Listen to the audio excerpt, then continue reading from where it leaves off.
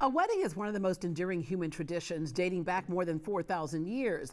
They've evolved over time, shaped by religion, culture, tradition, and of course a budget. But our next guest says you can dictate what that tradition looks like. A wedding can still be a wedding without tossing a bouquet or naming a maid of honor.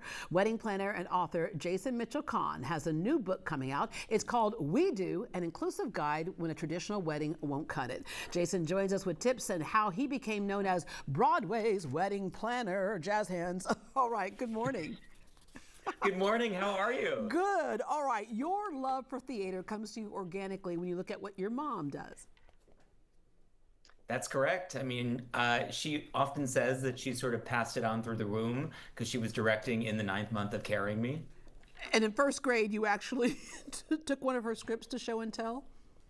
I did. I took a script in and I remember explaining to my class what blocking was and how her prompt book was marked up and saying this means you cross downstage left, which is opposite of how we're standing.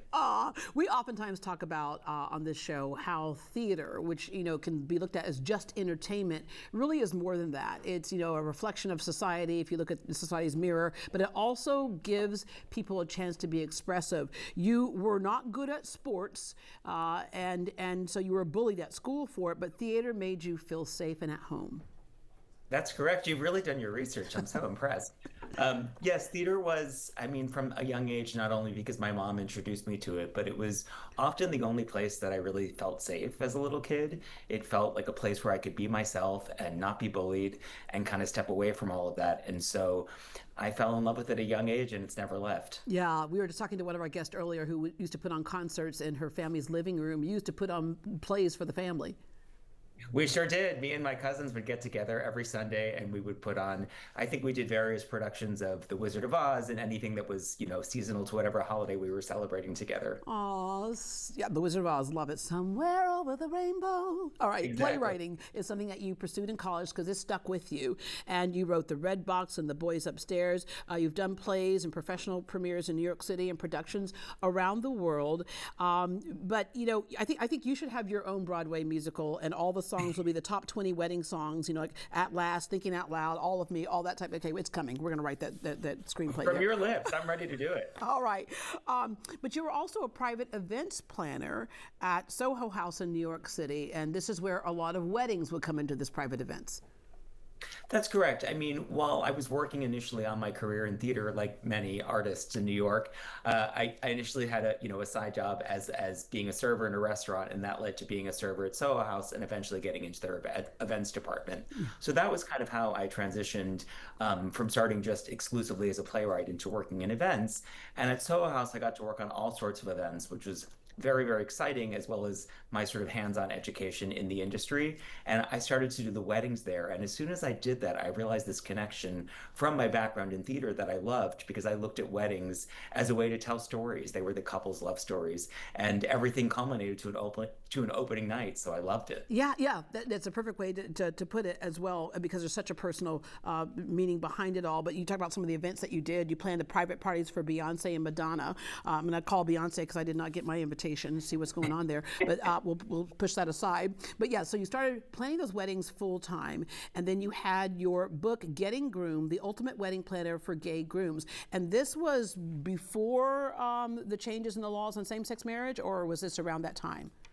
Well, it's when they were happening at a state level. So Okay. I live in New York, and New York was the fourth state to legalize same-sex marriage when it was going state by state, and that is what inspired Getting Groomed. Yeah. And at that time, I never imagined that a few years later it would pass on the national level. But by that point, the book was out, and so sales went up.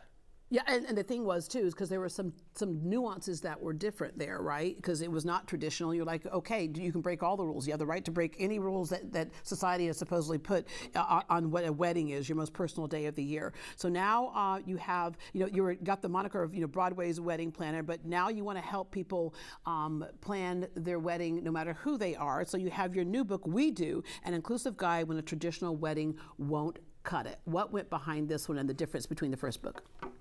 Yeah, well, there's a big difference. I mean, one, from the time that I published Getting Groomed into now, I've been doing this work for over a decade. And I look at every wedding that I planned kind of from my background in theater, where I never feel like we're perfect. I look back at everyone and I say, what could we have done better? What could have made this day more effective or run more smoothly?